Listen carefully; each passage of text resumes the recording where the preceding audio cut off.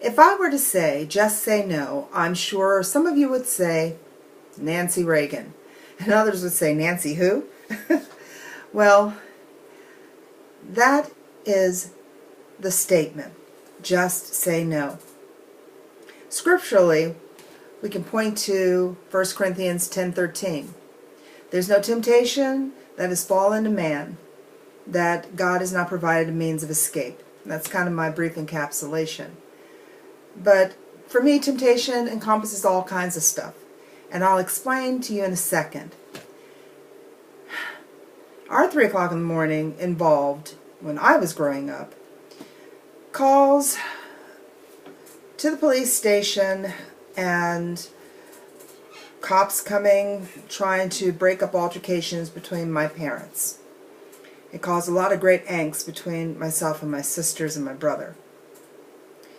But if someone would have just said no, if there would have been a means of escape, if someone would have just diverted, it would have made a whole big difference. Now I'm getting to a point here, and that point is clusters of grapes. What do I mean by clusters of grapes? Well, in my morning devotion, I was reading in Isaiah 65, and I want to kind of read it to you quickly because there is a connection here, believe it. It says, "As when juice is still found in a cluster of grapes, and men say, 'Don't destroy it, there is yet some good in it,' so will I do on behalf of my servants. I will not destroy them all." Well, connecting the dots, last evening, full circle, it's about 1:30, close to 2 o'clock in the morning, and we hear shouts and all kinds of explicatives from across the street 2 doors down. And now I'm praying, God help them, if they would just say no, if they would just turn away. There's still good in them. But we ended up calling the police, my husband and I. Not once.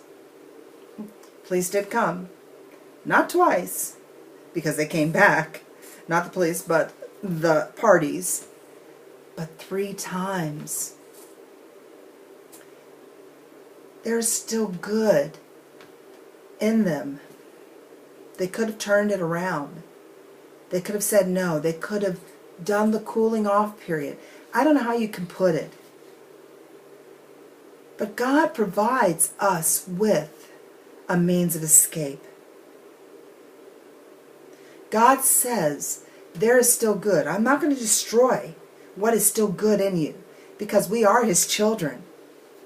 He says, I am in you. So my question is, where are we in the cluster?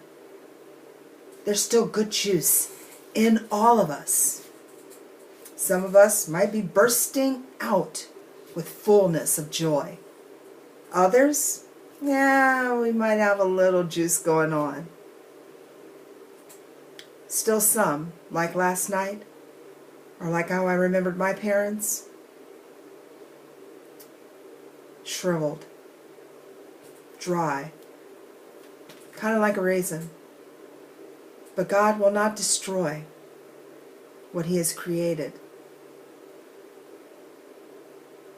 Where are we in the cluster?